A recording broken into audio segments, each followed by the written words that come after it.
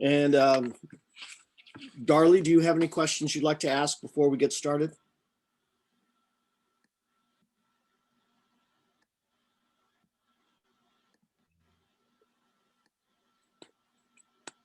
You're on mute, Darley.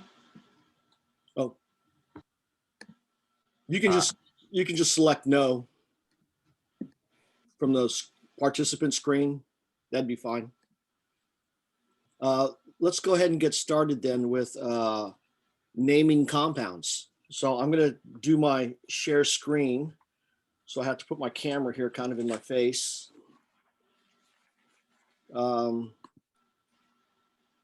And here we're looking at the camera. And you can see this is upside down because I haven't switched my camera around, which I'm going to do right now. I'm going to try to do. And there, 180 degrees. Fantastic. Okay, so we'll put this over here just a little bit. And I do want to bring this back up because I told you that we might come up with some more things here for differences between metals and nonmetals and metalloids. And one of the things I forgot to tell you is that metals are shiny and usually silvery.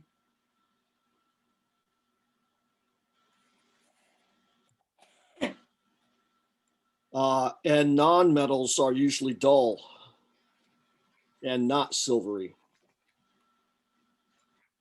For example, carbon is black when you talk about graphite.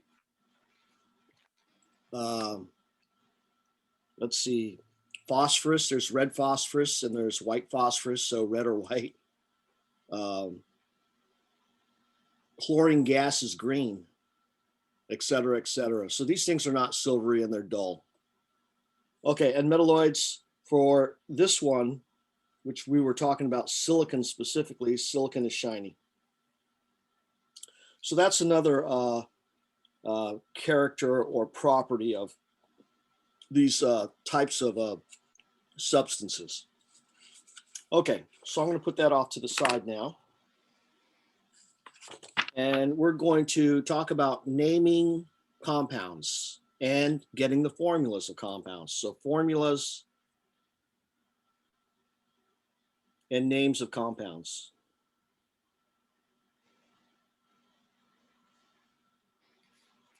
Okay, so I'm going to give you just the quickest little lesson and then we'll start applying these things. There are two types of compounds. There's molecular and there's ionic. Molecular, let's give a list of properties for molecular compounds. Molecular compounds tend to be not water soluble. Some are, some aren't, but most of them aren't. Molecular compounds, they have what are called covalent bonds. And the covalent bonds are what hold the atoms together. Molecular compounds, what else can I tell you about them? It's usually two non-metal elements. So remember how I said that you need to know metals, non-metals, and metalloids? Well, if you know where the metalloids are, then you know where the non-metals and metals are. And molecular compounds are usually two non-metals. Molecular compounds tend to have low boiling points and low melting points.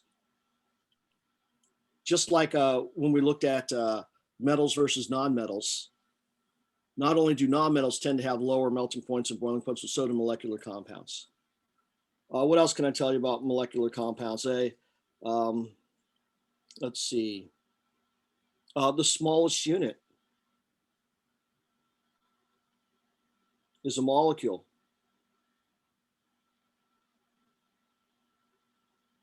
So you know about H2O, that's a molecule. It has exactly two hydrogen atoms and exactly one oxygen atom.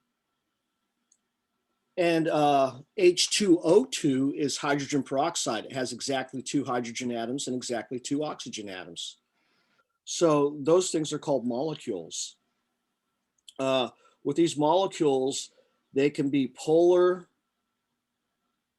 or not polar.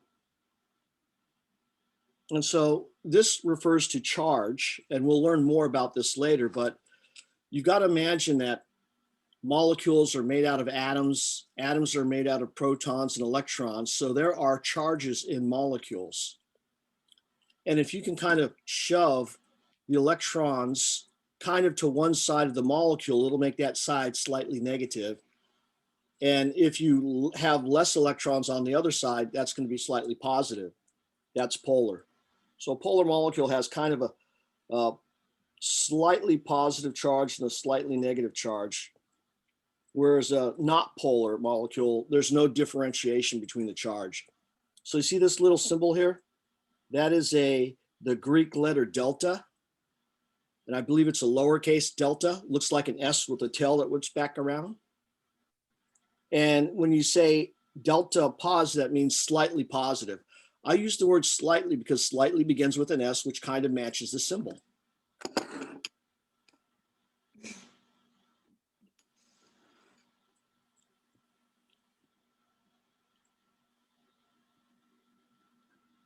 Let's look at the properties for ionic compounds compared to molecular compounds. And this is a common strategy I have where I remember the list for one of them, and then I remember this one based off of this list. So not water soluble. Ionic compounds, they tend to be not water soluble. But again, some are. Ionic compounds don't have covalent bonds, they have ionic bonds. And this is nice because here we're using the same word as the type of compound, ionic bond. Here we have a different word, covalent instead of molecular.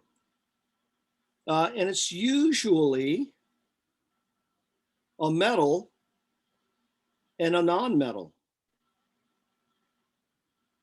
So I want you to think about the formula for sodium chloride. Sodium is to the left of the metals, or metalloids, I'm sorry, making it a metal. Chlorine is to the right of the metalloids, making it a non-metal. Metal, non-metal, sodium chloride is an ionic compound. These have high melting points and boiling points. A lot of molecular compounds you can actually melt on a stovetop in a pan. For example, sugar is a molecular compound, and that will definitely melt in a pan, right? And wax is a molecular compound that would melt in a pan. A lollipop is a molecular compound that would melt in a pan. Table salt will not melt in a pan. You can't get your stovetop hot enough to melt table salt. So if you want to ruin a pan, you can try this because it does react with the layer on the pan, but you can try this if you want. Put a little salt in the pan and see if you can melt it, and you will not succeed. But that doesn't mean the salt isn't hot. It is. It's hot. Don't touch it. The smallest unit, I'm going to say the smallest parts are ions. And there's two types of ions. There's the cation and there's the anion. And the cation has a positive charge, the anion has a negative charge. So when you write this word out, you might be thinking in your head, because I do this all the time, how it sounds. And when you're writing it out, you're thinking cation, like vacation. It's not cation, it's cation. We should really put a hyphen in there to accentuate that. It's cation. And here it's anion. And again, the cation's positive and the anion's negative. And here, there's a note, we don't really use polarity. Polarity does not apply.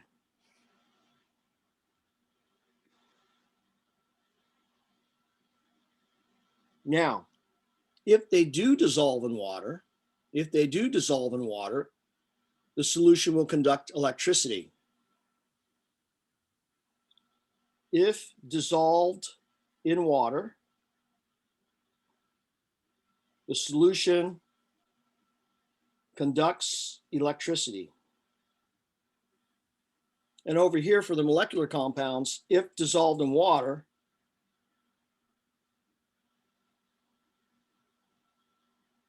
usually does not conduct electricity. And instead of writing out the word electricity, I'm going to write E minus for electrons. Does not conduct electrons.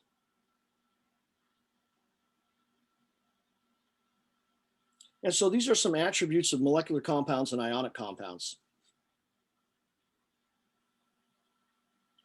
Any questions there?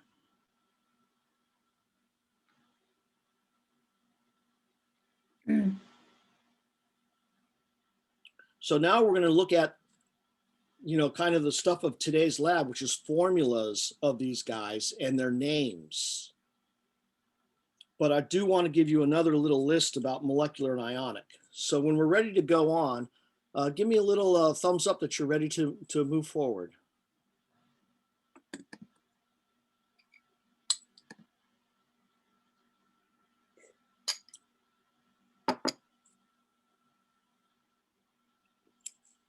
Okay, we're going to move forward here in just a moment.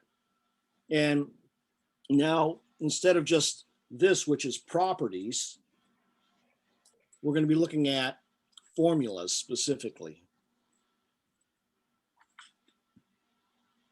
Formulas. So molecular compounds.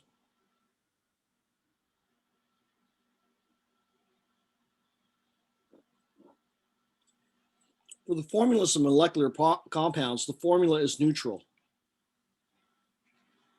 That means overall, if you add up all the protons and electrons in the molecule, they are equal. Furthermore, when you write the formula, you tend to write the first element as the element to the left of the pair, and then the second element as the element to the right. So for instance, if you have a formula that has carbon and oxygen in it, you write carbon first because it's to the left of oxygen. So you write the left element or top element first.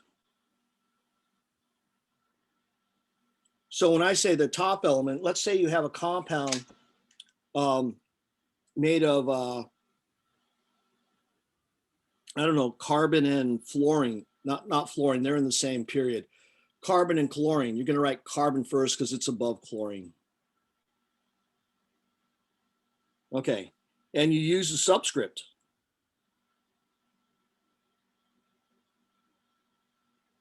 Or more than one of an element.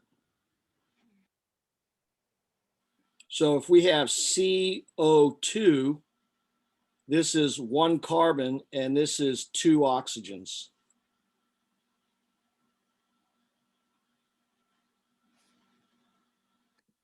If you write H2O2, this is two hydrogens and two oxygens. So this is the molecular formula.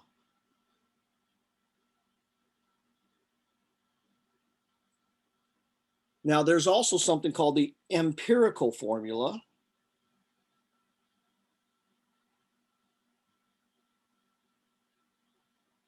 And that is the simplest ratio. So for instance, this H2O2 becomes HO. And now it's something Santa Claus says. Ho, ho, ho.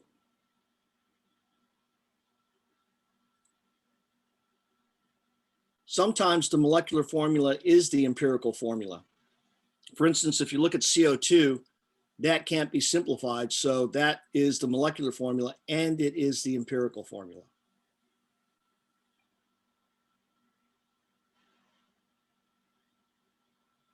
Now let's look at ionic compounds. And I will put one more thing down here for molecular compounds. The last thing I'm going to put is nonmetals. But we had that before, but it's important, nonmetals.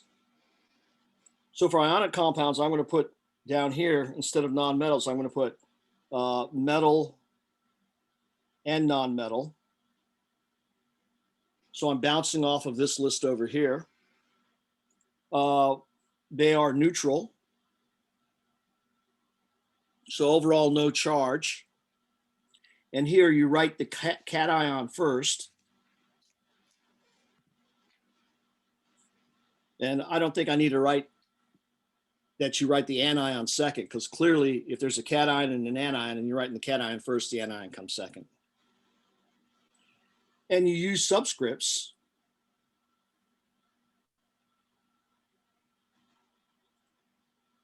And for the formula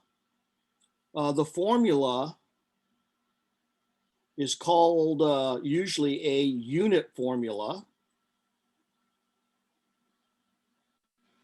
which is the simplest ratio, or like the empirical formula, simplest ratio so that you're neutral.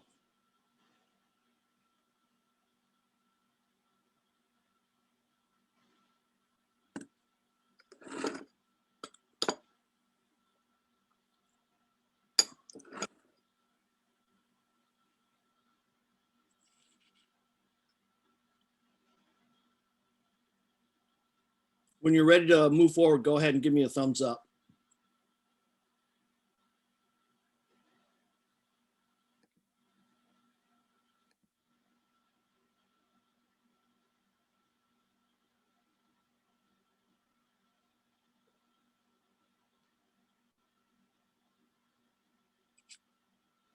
Okay. Now remember, if I move forward, you can always come back and watch this video after I post it. So now what we want to do is we want to look at naming molecular compounds. So the focus now is on molecular compounds. And rather than write out the instructions for how to name molecular compounds, which is kind of written in your lab, I'm going to let you read that for yourself, and we're going to do problems. So I'm going to pick out some problems here from the book.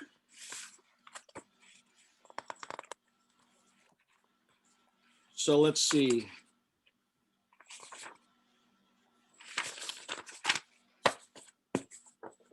So we're looking at page 36. This is about ionic compounds.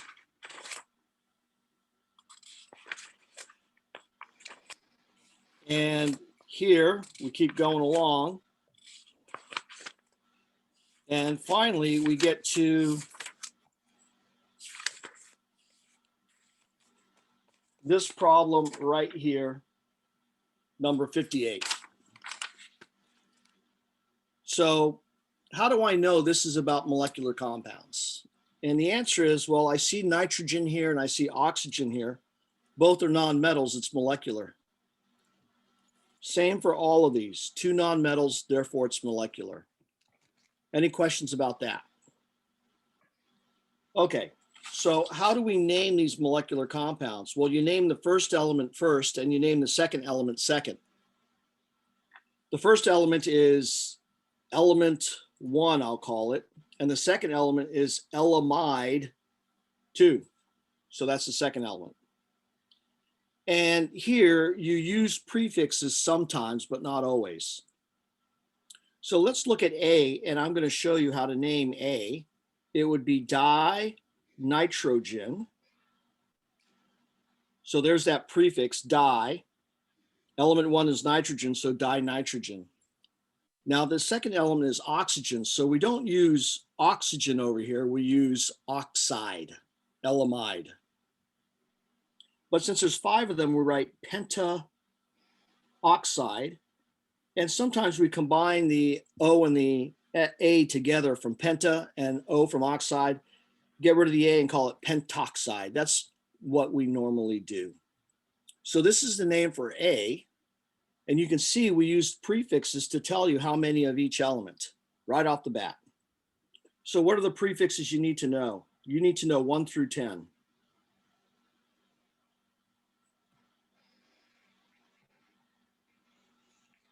So you need to memorize that 1 is mono, 2 is di, 3 is tri. You're probably familiar with some of those. 4 is tetra. That one may be new to you unless you've taken a biology class and you've talked about tetrapods. which means 4 legs, or 4 feet actually. 5 is penta, like the pentagon. 6 is hexa. That may be new to you, but maybe not. If you watch that mixed martial arts stuff, they don't fight in a hexagon. They fight in an octagon, which is 8. 7 is hepta. 9 is nona, and 10 is deca. Now, these last 7, for me, are easy to remember because I remember that September sounds a lot like hepta, sept, hept. October sounds like octa. November is very close to nona, and December is like deca. And this is something that has probably not bothered you in your life, but it should have. And that is that October is the 10th month of the year, but an octopus has 8 tentacles, and we call it an octopus.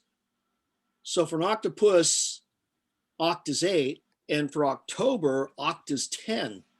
That doesn't make sense, does it? And it probably has not kept you awake at night. But guess what? Oct means 8. And guess what? October used to be the 8th month of the year. Guess what November used to be? 9th month of the year. December, 10th month of the year. September, 7th month of the year. These guys were actually named for the month they were. And then this was back before we had our current, I think it's called the Julian calendar. It turns out we had this little space of time called winter, and it was an indeterminate amount of time. And someone would just finally say, okay, winter's over. We're starting with March. And, eventually everyone said, this is a ridiculous system. Let's actually make winter a set amount of time, and we'll add 2 months to the calendar. And they added January and February. Now, the stupid thing is that they should have made those months what? They should have made those months 10 and 10 or 11 and 12 and kept these the same. 11, 12. They should have made them 11 and 12, but instead they made January 1 and February 2 and moved everything back by 2. So that's why you probably haven't lost sleep over the idea that October is the 10th month of the year, but an octopus has 8 tentacles. But October really, really used to be the 8th month of the year about 2,000 years ago. So that's how I remember those, because that story is so captivating to me. It's like, come on, make March month number 1.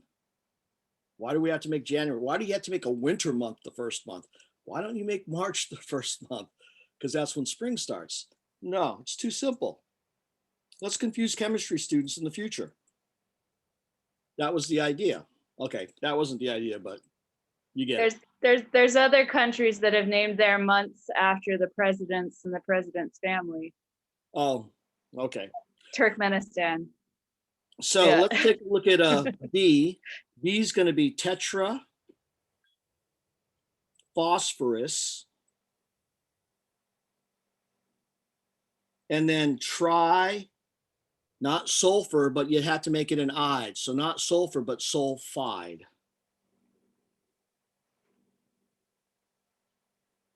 And C is going to be oxygen, difluoride. So here we have a break, the break being that we don't use a prefix for oxygen.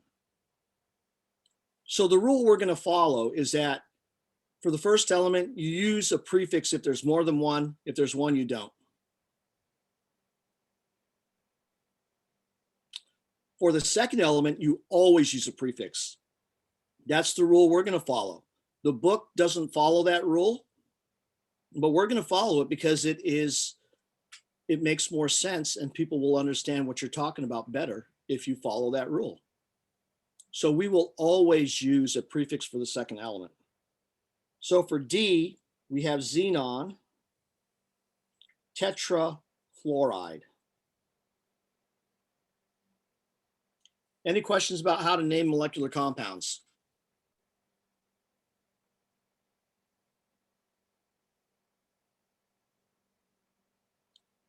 One question you might have is, well, what are all the ides that we need to know? Well, I'm more than willing to show you. Are you ready for the ides?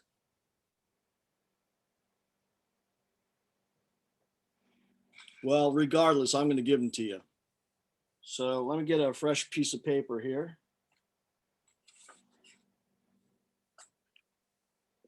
Here's my stash. And I'm going to give you the ides. So carbon is carbide. Nitrogen is nitride. Oxygen is oxide. Fluorine is fluoride.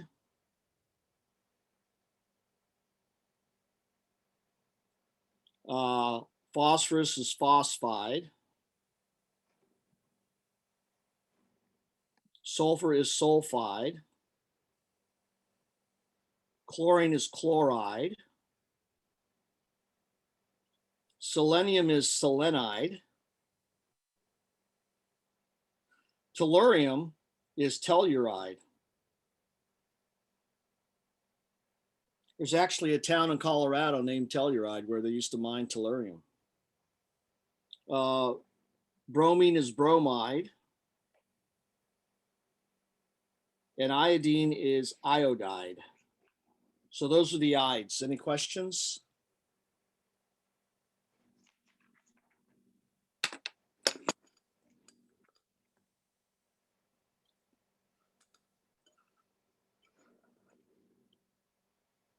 So remember, this is if it's the second element in the formula, not the first element. Okay, so I'm going to put that off to the side here. Chances are, when you're filling this out, these are the two that you really don't care about because we never run into them in chemistry. But I got to say Telluride because it's a town in Colorado. And if you like bluegrass, it has a very famous bluegrass festival every year called the Telluride Bluegrass Festival. People go camping and they go to venues for like 3 or 4 days straight. And it's a wonderful time. Okay. So we've named each of the following. Now, I'm not going to teach you how to do this. I'm going to expect you to come up with the answers. Except for hydrazine. Don't worry about that. And butane. Don't worry about that. So you should be able to do A, B, and D.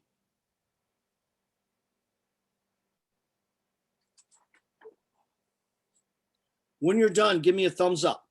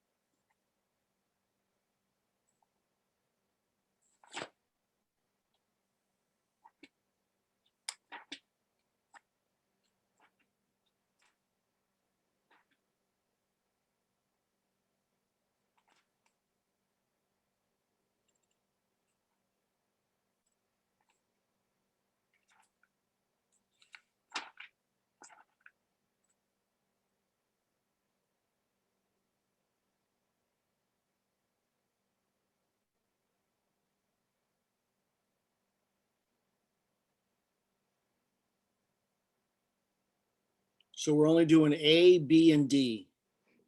Whoops.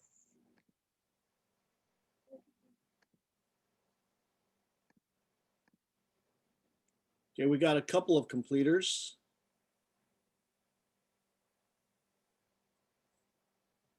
Okay, Darlie, you're on my list twice. So I imagine you're using a phone and a computer or something like that. Does that sound about right? Yeah, my computer the audio isn't working, so I'm listening to the audio through my phone. Okay, that's a smart thing to do. Now I know you can log in twice. That's pretty cool. Okay, so A, bromine is Br, and trifluoride is F with a 3 following it. B, xenon is Xe, and difluoride would be F2. Hydrazine you can look up in your book, but it's basically N2H4. That's a common name. A lot of molecules have common names, and you want to learn some of them, but you want to focus on being able to do these first. D is diphosphorus. So di is 2-tetrafluoride. And then E is butane, which is C4H10. And between the two of these, you'd rather learn butane than hydrazine because you've heard of butane before, and you probably have not heard of hydrazine. Or if you have heard of hydrazine, it's not very common. But we all know that there are things called butane lighters, and that has butane gas in it. Okay, so good. We're done with that one. And now we're back to page number 62 here. So now we're going to go to ionic compounds. Ionic compounds are the tougher ones. So naturally, we do the easier ones first to kind of get them out of the way. So let's take a look at the ionic compounds and how to name those and write their formulas. So here's a problem associated with ionic compounds. And before we actually start these problems, I'm going to write this out for ionic compounds.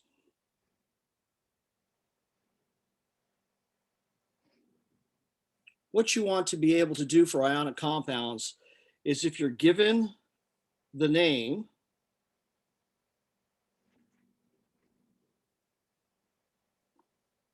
you can figure out the ions, and then you can figure out the formula of the ionic compound. You'd like to be able to do that if you're given a name, if given the name. But also, if given the formula,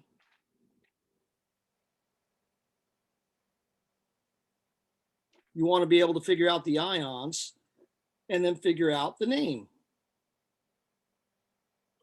So you basically want to be able to do the above in reverse. So basically, you want to be able to do this. Go from the name to the ions, to the formula, but also go from the formula to the ions to the name. So this is a two-way street. You want to be able to go back and forth. Are there any questions about that? Now, what is the key to going from the name to the formula and the formula to the name? The ions.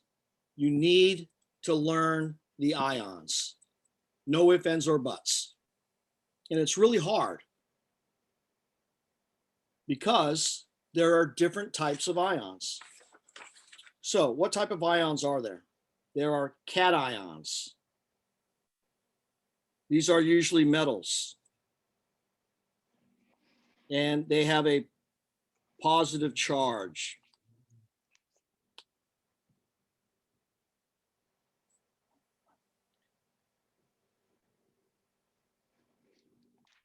And what makes it exceedingly difficult is some of them have a +1 charge, some of them have a +2, some of them have a +3, some of them have a +6, for goodness sakes. So how are you supposed to know what the charge is when you look at the formula and we don't see charges? I'll show you how to do that. So let me show you first how a cation is formed. I'm sorry, was there a question? No, just gratitude. Oh, okay. So it was what? Just grateful you're going back over how to know those well. I'm not sure I ever got that previously. Well, we're going to cover it, and we cover it quickly. So let me show you first how a cation is formed. So this is a lithium atom, and it's got 3 protons, and it's got 4 neutrons. That's the most common lithium isotope. And out here, you got 3 electrons, because we're talking about a neutral lithium atom, where the number of electrons has to equal the number of protons. Now, what happens is that the nucleus stays the same. So that's not really a what happens, it's a what doesn't happen. What doesn't happen is that the nucleus changes. That doesn't happen. But what happens here is one of the electrons pops off, and you heard of that law of the conservation of matter in chapter 1. Electrons are matter, so they can't just disappear. So how do we indicate that we still have an electron, but it's not on the atom anymore? Well, we use this plus sign. And here's your lost electron. So if we take a look at the left and the right, you can see that we have 3 electrons, 1, 2, 3 electrons on the left and the right, 3 protons, 4 neutrons, 4 neutrons, law of the conservation of matter. Now, symbolically, since this is tough to draw all the time, what do you draw for this? Well, you draw a lithium. It's got 3 protons and 2 electrons, 2. And so it's got a positive 3 charge due to the protons and a negative 2 due to the electrons, and charges are additive. So what's a negative 3 and a positive 3 and a negative 2? Positive 1. So we put that as the charge. And then plus an electron. So this symbolically means the same thing as above. Any questions about that cation formation?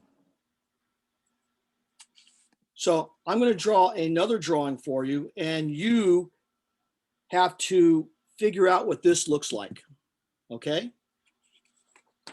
So I'm going to show you the same thing for a different atom. This is going to be a magnesium atom, and the magnesium has 12 protons, and most magnesium atoms have 12 neutrons also. That's the nucleus. And around here, you got 12 electrons. So here's the symbol. This guy turns into this, 12 protons, 12 neutrons. Again, the nucleus does not change. And then you get this, 10 electrons. And this is actually smaller than that because you've lost electrons. So what happened to the other 2 electrons? Well, they're over here. Again, we use that plus sign to say that those electrons are not on the atom anymore, but we're accounting for them. So I'm going to cross this out and put magnesium plus 2 electrons. What do you write in this box to make sense of this?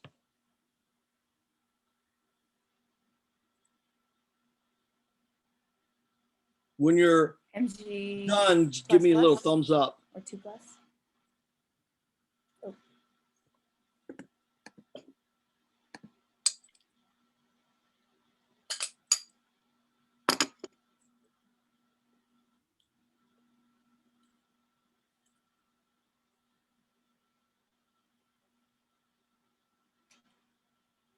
Okay, I'm going to go ahead and start talking about this.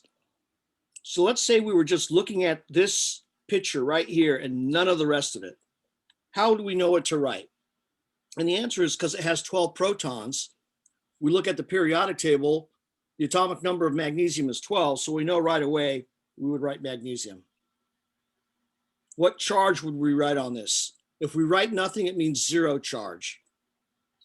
12 protons and 10 electrons, since there's more protons, it'll have a positive charge. So I know that.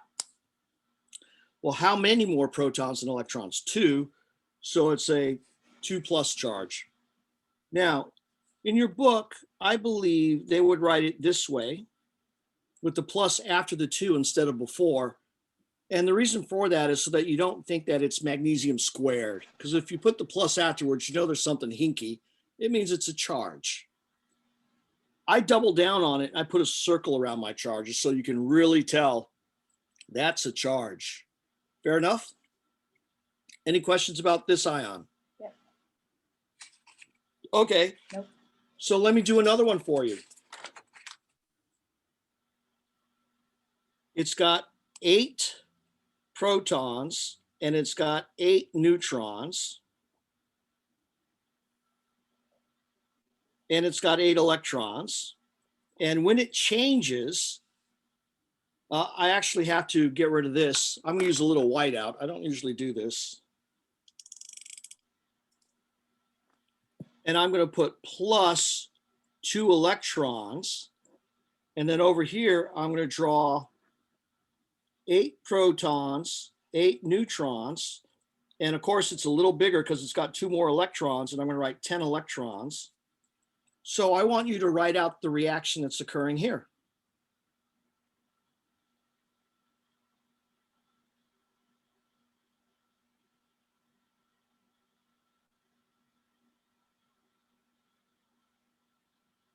And when you're done, give me a little thumbs up.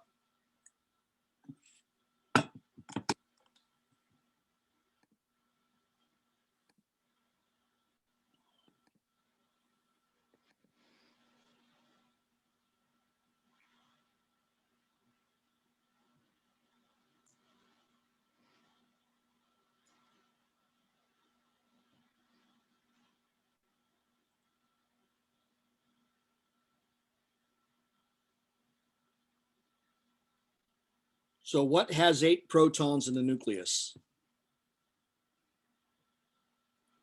Oxygen. Oxygen. So we're going to put oxygen. What do we put for the charge on this when you have 8 protons and 8 electrons? No charge. Here's the 2 electrons. What has 8 protons in the nucleus? Oxygen. It's got more electrons than protons, so it's going to have a negative charge.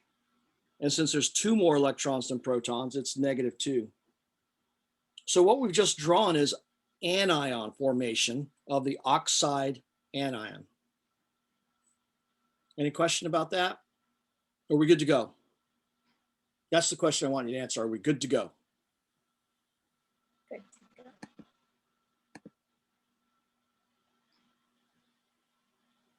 Okay, so that's how you form O2 minus, is that it gets 2 electrons. All right, so how do we name these ions that we've been making? That's the next question. And we have rules. Now let's look at the anions that we would make. So the anions, remember, ionic compounds are usually a metal and a nonmetal. The nonmetal is second, and that's the anion. So carbon forms an anion, and it's 4 minus. Unfortunately for us, it's called carbide, just like the carbon in molecular compounds. So this is a little vexing. It's called carbide, just like in molecular compounds. How are you going to know that this carbide is not in a molecular compound? And the answer is really simple. Chances are, if the name has a prefix in it, it's molecular. No prefix, it's ionic. That's simple. So what is N3 minus going to be? Nitride. What is O2 minus going to be? Oxide. What is F minus going to be? Fluoride. And then next to fluorine is neon. Neon has no charge, so it's just called neon. It's not neide. So we're talking about anions. Look at the trend for ions, anions. If you start here at 1A, the charge is 0. 7A, it's -1. 6A, it's -2. 5A, it's -3. And 4A, it's -4. That trend continues. So phosphorus, which is right below nitrogen, which is in group 5A, also has a -3 charge, and it's called phosphide. And then we have S2 minus, which is sulfide. Cl minus, which is chloride. And of course, next to chlorine, we have argon. And it's not an ion, so you say argon. So what is Br -1 going to be? Bromide. And I minus is going to be iodide. I'm not going to fill these in because they're not ions. So these are the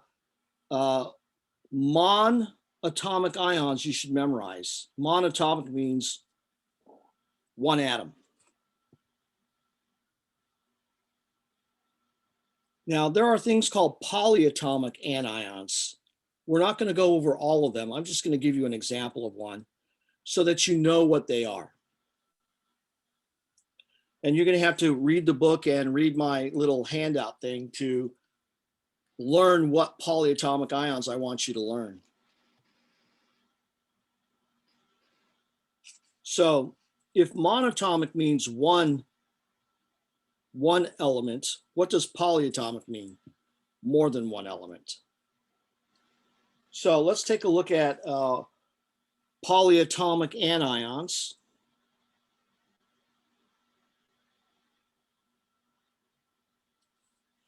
And we're going to look at this guy right here, SO4 2-.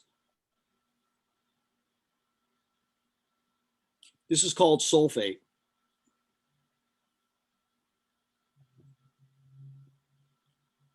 It's also a type of ion called an oxyanion or an we'll just leave it oxyanion. I've also seen it called oxoanion. So why do you think it's called an oxyanion? It's got oxygen in it. That's all. These types of ions are very common. So there's a phosphate ion, which has phosphorus in it. There's a carbonate ion that has carbon in it, and so forth and so on. Now, there is something you can make with these ions. If you add a hydrogen, the charge changes by 1. This is called hydrogen sulfate.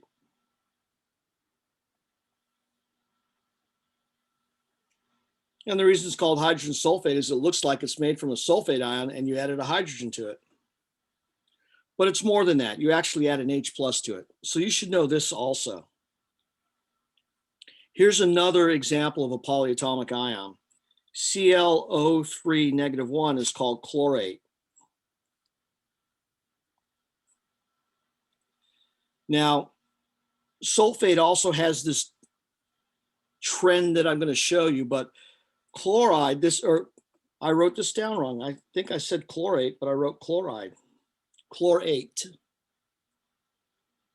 So I'm going to give you a chance to catch up with that, and I'm going to take another bite of my oatmeal.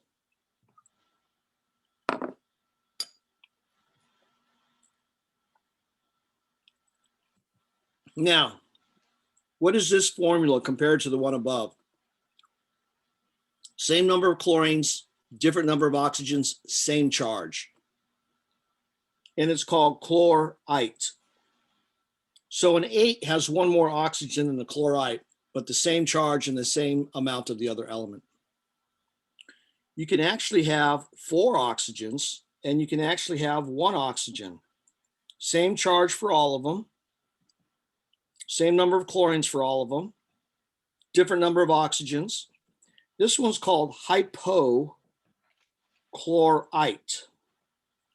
So because it has 1 less oxygen than chlorite, hypo means lower. Like if you're hypoglycemic, it means that you don't have sugar in your blood.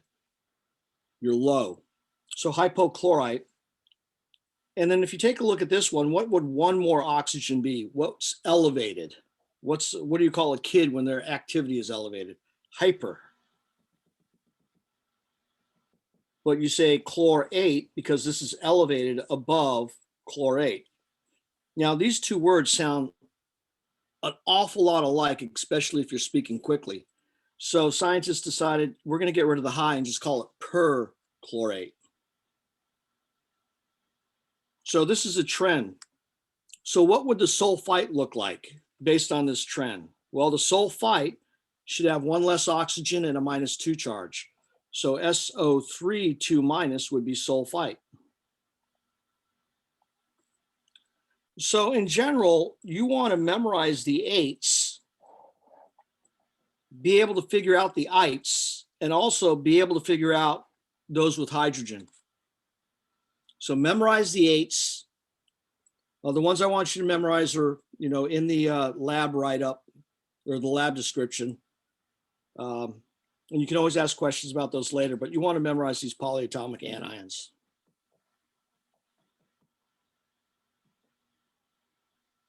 Now that we're done with anions, guess where we're going? Cations. So let's look at cations. And I'm actually going to start with polyatomic cations. Now, the reason I'm going to start with the polyatomic cations is there's only one I want you to memorize. It's NH4 plus, and it's called ammonium.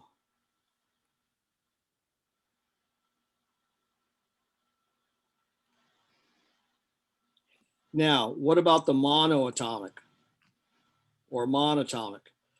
This is where it gets confusing for a lot of people. We have two types of monoatomics. Those that need the charge in the name, and those that do not need the charge in the name. I like to call these that do not need the charge in the name fixed charge, because it's always the same charge no matter what compound it's in. And these are variable because the charge depends on the compound. So you need to know where are the fixed charge cations. They're easier to remember because once you remember those, all the rest are variable charge. So I'm going to show you where the fixed charge cations are. The cations that if they're in an ionic compound, they always have the same charge. It's fixed.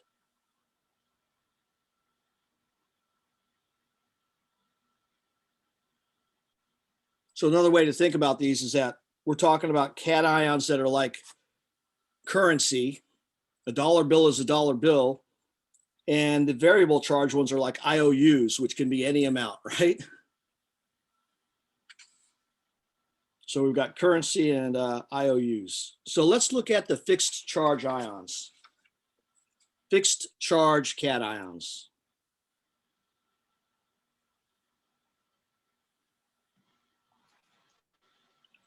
Group 1A, which includes lithium, sodium, potassium, etc. They all have a plus charge. So an example is Na plus, which is called sodium ion. Do you see the charge in the name when I write it out? Sodium ion. You don't. Now, what would the charge on potassium be if it's in group 1A? +1.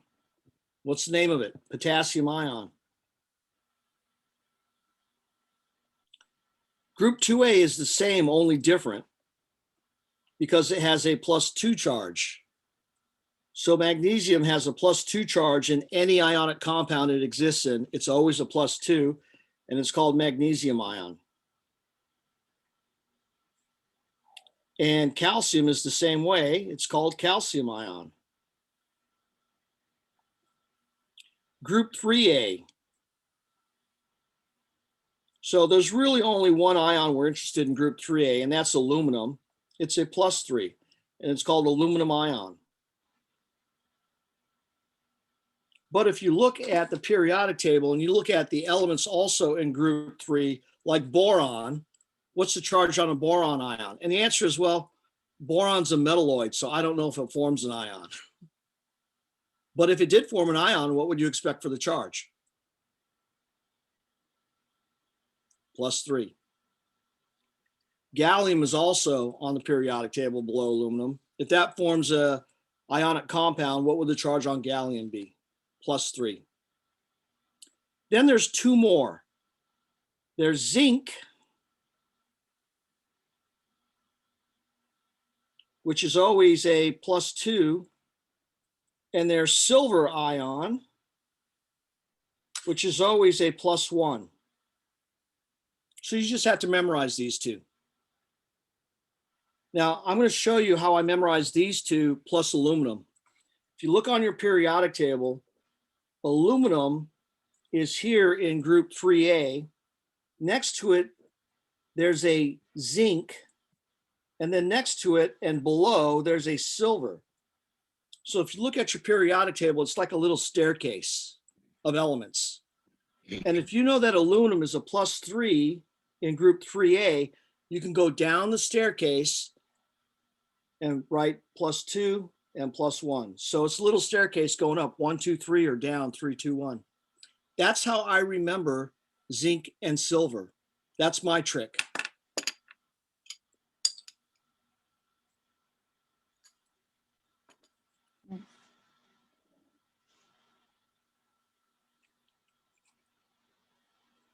Now, we're going to look at the variable charge cations. Which ones are the variable charge cations? And the answer is the rest of them. The rest of them.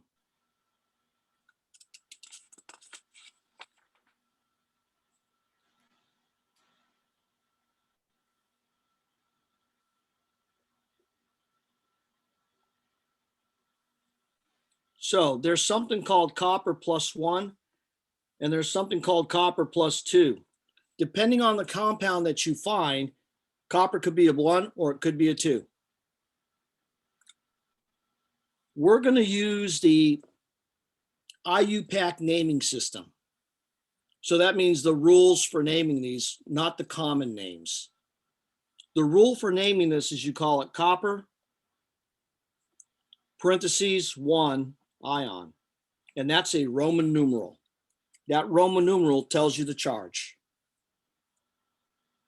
So what are we going to use for a +2 charge? You're going to use a Roman numeral for 2, which looks like that. So let's look at Roman numerals that you need to memorize. We're going to do 1, 2, 3, 4, 5, 6. And the Roman numeral for 1 is an I. Sometimes people put crossbars on it. That's fine. For 2, it's 2 I's. So 2 lines and a crossbar. 3 is 3 lines or 3 lines and a crossbars, top and bottom. 4, I'm going to skip and I'm going to go to 5. 5 is a V.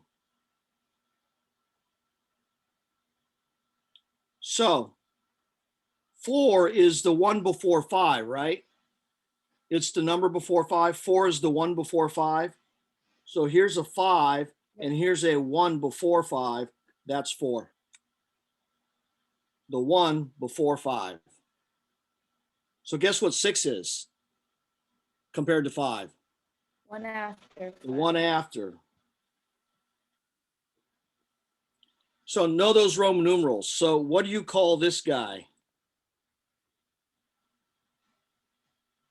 CR stands for chromium.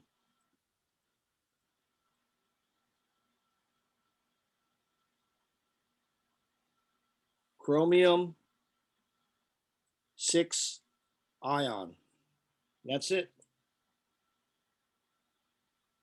So how do you know what the charge is in your compound? And the answer is you have to figure it out knowing what we just learned. So let me give you an example. Here are 2 compounds. And so remember, I said that we want to be able to take the formula, figure out the ions, and then get the name. So I'm going to start with this one. Can everyone see that we've got 1 fluorine, or excuse me, 1 iron and 1 oxygen? So I'm separating them. What is the charge on an oxygen anion? Go ahead and look at your notes.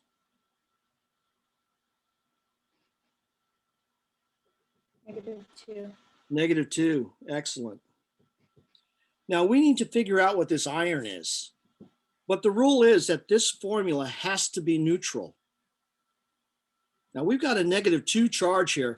That means we need a positive charge on our ion, enough to balance the -2 so that overall it adds up to 0. What does the charge on the iron have to be? +2. +2, excellent. So this is iron 2 ion. This is oxide ion. We don't need to write these below. When we put these together, this is how you write the name.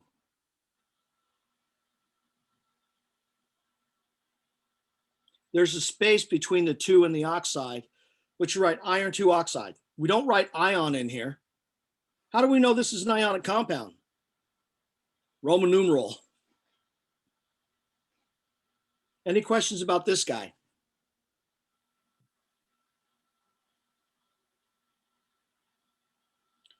Now, I'm going to rewrite that formula I have above, and I'm going to write it this way: Fe, Fe, O, O, O. Because there are 2 irons and there are 3 oxygens. Fair enough? What's the charge on one of these oxygens have to be? -2. -2. And that's the same for each oxygen, because oxygen in ionic compounds, metal, non-metal, is always a -2, always.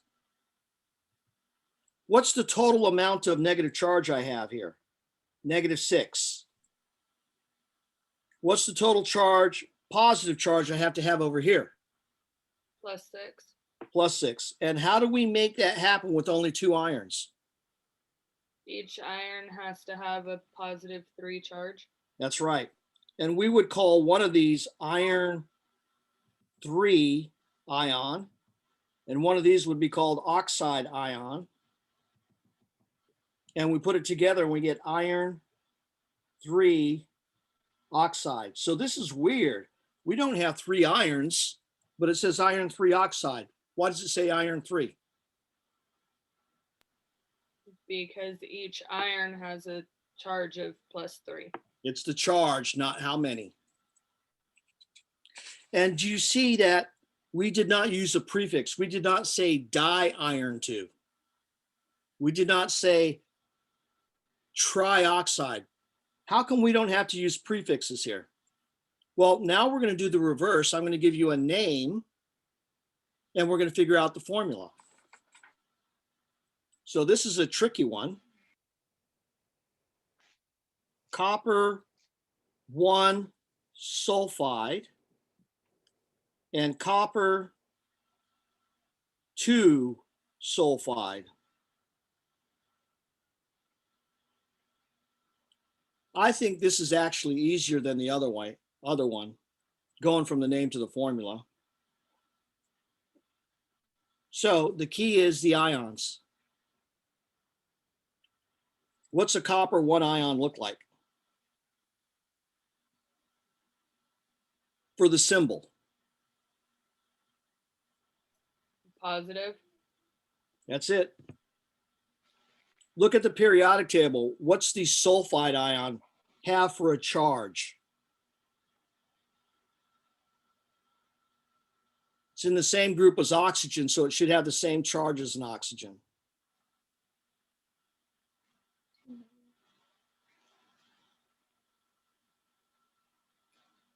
-2. Now, if I have one of these and one of these, will this be neutral?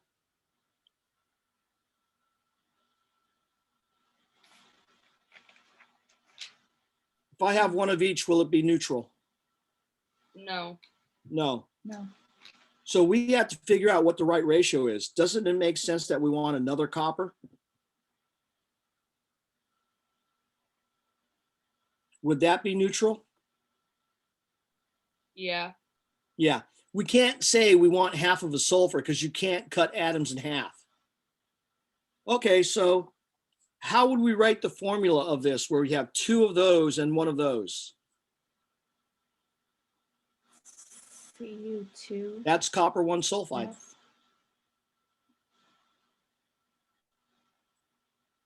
Let's do the one below. It's actually easier. What's the charge on the copper ion? +2. 2. What's the charge on a sulfur ion? -2. 2. If we have one of each, will this be neutral? Yes. So we're good to go. How do we write this formula? CUS. CUS.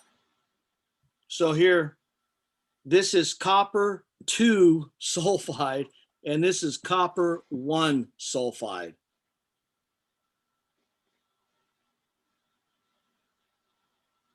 So when I say this name, copper 1 sulfide, you're not supposed to think, oh, there's one copper. You're supposed to think, oh, the copper has a +1 charge.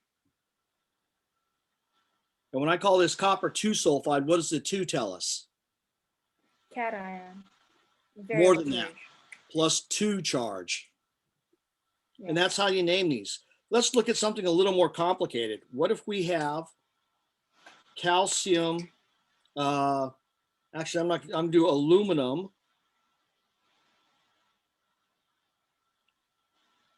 sulfate. So aluminum is in group 3A, so it's a +3. Sulfate is one of those ones where I said you need to memorize it. It's SO4 -2. Clearly, this is not neutral. It's a +1 charge. So how do we make it a 0 charge? Well, since we have more positive charge than negative, I'm going to add another sulfate. But now I've got a -4 charge and a +3 charge, so I'm going to add another aluminum. This could go back and forth forever, right? This reminds me of the time I went to a party my parents went to, and they served spaghetti, and it was like serve your own noodles and put sauce over it. So I served myself some spaghetti and I put sauce on it, and I didn't have enough sauce, so I went back and put more sauce on my spaghetti. And then there was too much sauce, so I put more spaghetti on there. Then I put too much spaghetti on there, so I put more sauce on there. Pretty soon I had a plate that was huge, loaded with spaghetti, and I didn't know what to do. But there is light at the end of the tunnel here. +6 -4. If we add one more sulfate, will that be neutral for all 6. 5 ions? Yes. Yeah. So how do we write this? We write aluminum 2 and sulfate 3. But this is wrong. The reason this is wrong is because this actually says 43 oxygens. So how can we indicate that we need 3 sulfurs and 3 of 4 oxygens? You do that. Parentheses around the sulfate. That's how we do it. Now, turns out there's a trick you can use if you know what the ions are. And this is where I'm going to end it. There's a trick you can use. I call it, so for getting the formula, if you know the ions, I call it switch and simplify. So let's say you have a tin +4 and you have an oxygen -2, and you need to get the formula. So here's the switch. The switch is you take the number part of that charge and you make it how many of the other. Switch. So 10 becomes 2. You don't put the sign in there. You can't have -2 tin ions. The 4 becomes the number after oxygen.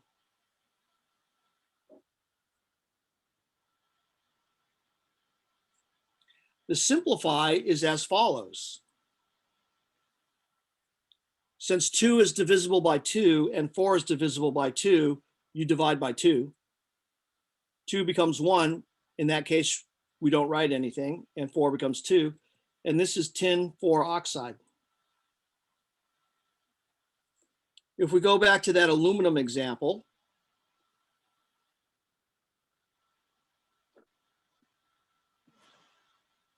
if we do the switch, we get 2 aluminums and we get 3 sulfates, and we look at that 2 and that 3. Can that be simplified? Well, no. 2 will go into 2 one time. 2 will go into 3 1.5 times. We don't want subscripts that are fractions like 1.5. So here, for the simplify, there's no need. It's already as simple as it can get. So switch and simplify. It works for getting the formula. And with that in mind, that was the last little bit of info I'm going to give you. Let's do some problems now.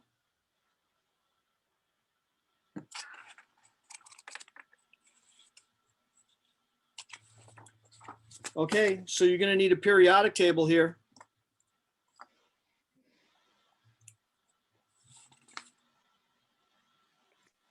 What is the common charge on a selenium ion? Well, selenium is right here in the same group as oxygen and sulfur. So it's going to be Se -2. How about fluorine? It's over here. It's going to be a -1. And the way you remember these anions is 0, -1, -2, -3, -4. It's a number line, right? How about iron? For iron, you have to look it up because there's no common one. There's an iron +2 and an iron +3. Now for these two, you might actually want to know their common names. Their common names respectively are ferrous and ferric. So ferrous is the +2, ferric is the +3. And the reason you might want to know this is because when you go into a store and you buy an iron supplement, you're either going to buy ferrous or ferric. So there's a little joke that goes along with this.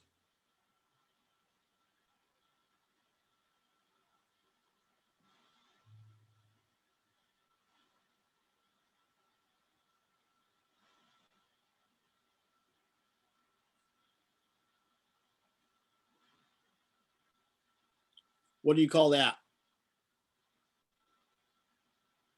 Ferris wheel. Ferris wheel.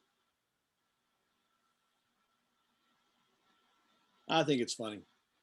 Okay, nitrogen, -3. Okay, so let's do another one.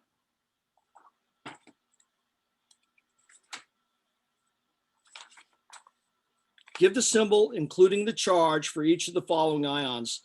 I think it's weird that to say give the symbol, including the charge. The charge is part of the symbol. So some of these you just have to look up. Some of them you will figure out. So the ones that you should be able to figure out are B through F after you memorize those polyatomic ions.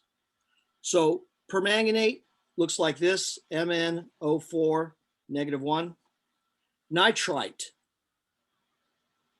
Nitrate is one you should memorize, and it's NO3 -1.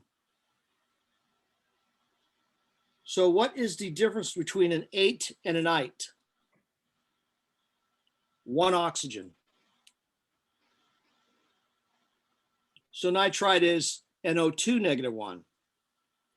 Dihydrogen phosphate. So here, phosphate is PO4 -3. What is dihydrogen going to be? Well, dihydrogen sounds like 2 hydrogens, agreed?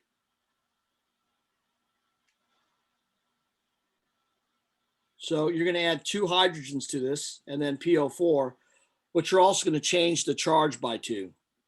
So this is your dihydrogen phosphate. And this is the first ion we've run into that actually has a prefix. Usually prefixes are only found in molecular compounds. Ammonium ion, you should memorize that. That's that one polyatomic cation I asked you to memorize. Phosphate is PO4.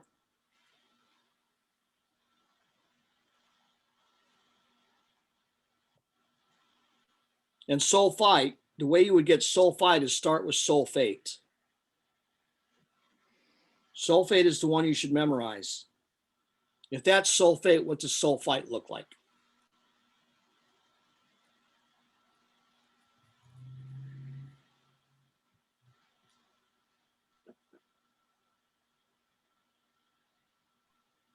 SO3. Right. And the same charge as sulfate.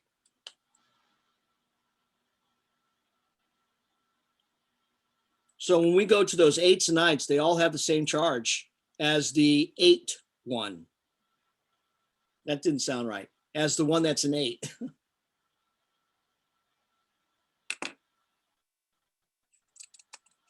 Okay, let's do some more here. When oxygen and sulfur atoms become monatomic ions, how many electrons does each lose or gain? Well, we know that oxygen becomes an O2 minus.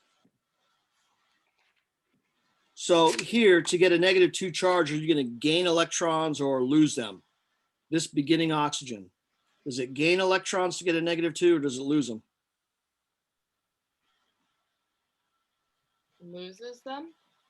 Okay, so oxygen normally has 8 protons, 8 neutrons, and 8 electrons. If we lose 2, we're going to have 8 protons, 6 electrons, and 8 neutrons. So that's losing 2. Agreed? Gonna gain 2. Yeah. So you don't need to overcomplicate this. It's pretty easy. If you get a negative charge, you gain electrons. Why? Because electrons are negative. So how do you get a positive charge? You lose electrons. Think about it this way. It's a spiritual thing. If you release your negativity, your electrons, you become positive. And then you can start chanting or something like that, right?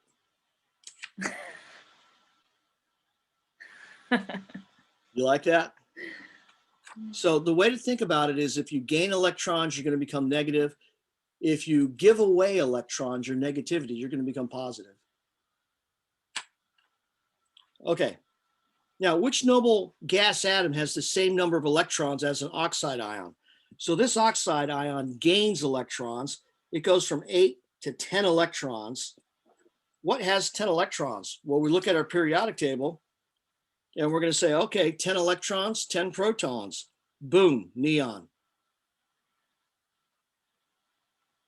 So the oxide ion has the same number of electrons as neon. Now, one of the things we didn't talk about is, well, why does it gain 2 electrons and not 3 and not 1? And the answer is because oxygen with a -1 charge is not stable. Oxygen with a -3 charge is not stable. Guess what charge is stable for oxygen? -2. What charge is stable for a fluorine? -1. What charge is stable for a nitrogen ion? -3. What charge is stable for a carbon ion? -4. These charges I'm giving you are the charges that these atoms will have if they're stable. And stable means unreactive. Now, when we look at the sulfur, it has the same number of electrons as argon.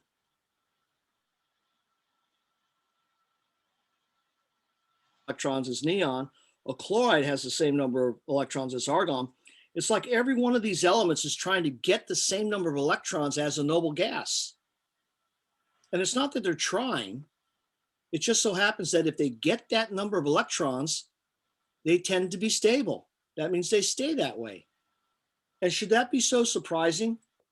Noble gases are stable.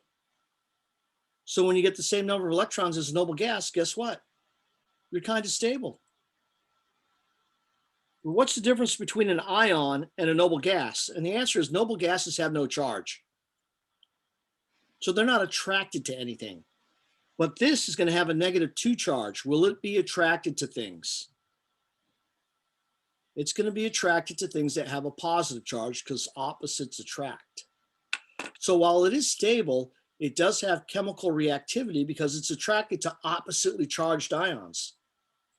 And hence we have ionic compounds, which are made out of cations and anions held together by charge attraction. Opposites attract. Okay. I think I'm done for right now. Are you guys good? Yes. Yeah. So tomorrow we might do a little bit more of this, but we do have quite a bit more of the chapter to cover where we want to do calculations and such. So what I'll expect you to do is maybe go through some of these other ones that you give them a try, and you can ask questions tomorrow. But my plan is to start at number 66, I believe. Nope. My plan is to start at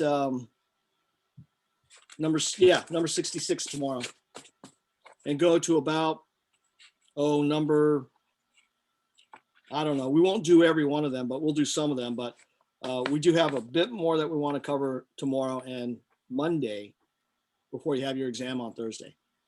Okay. Okie doke. Thanks for attending. Did I record this? Yeah. Let's find out. You can tell? It says recording at the top of the screen. Oh, it does? Okay, excellent. Because Yeah. last night I forgot to record. Oh, Why? But I Oops. recorded like 6 seconds of it, and that's it. Tony, could you clarify, were you asking us to memorize common list names like butane? Oh, yeah, absolutely. Absolutely. Here's something that you don't want to have to do on a test, Alice, is you don't want to have to recall it and not know whether or not you're right. You want to be able to recall it and know you're right. Now you do get Right, a 3-inch gotcha. by 5-inch card, but you really want to use your 3-inch by 5-inch card just for a periodic table with charges on it and names on it. I don't think so. So No, what you want to do is you want to recognize that wasn't, patterns to help you know the charges and the names. right. what's I the was asking about common names for ones such as butane. Oh, I'm sorry. No. Don't worry. Okay, thank Don't you. worry about those. I would worry more about the ones that are easy to figure out. Does that make any sense? Yeah. Okay. We have another instructor here called Karen Rice. And she said, every time you study for a test, you're rolling the dice, but you're trying to be smart about it. Yep. You're trying to focus on the things that you think will be on the test. And usually that's the thing that they spend a lot of time talking about. And if that person puts something on the test out of left field, here's what you do. You say, well, that's on them, not me. I think I studied pretty well. And you just let it go. So that's the focus I have for tests. Focus on the stuff that we talk about in lecture and spend a lot of time on, and less on the other stuff out of left field. Fair enough? Okay. So sorry I didn't Yes. understand the question, but I get it now. Okay, thank you. You bet. All right, we're going to end the meeting. Toodles, I hope to see you tomorrow, Friday. have a good day. You too. Everyone have a good day. Bye, Darlie. Bye, Darlie. Bye, Bye, Jessica. Darlie. Bye, Jessica. Bye, Alice. This sounds like the Waltons.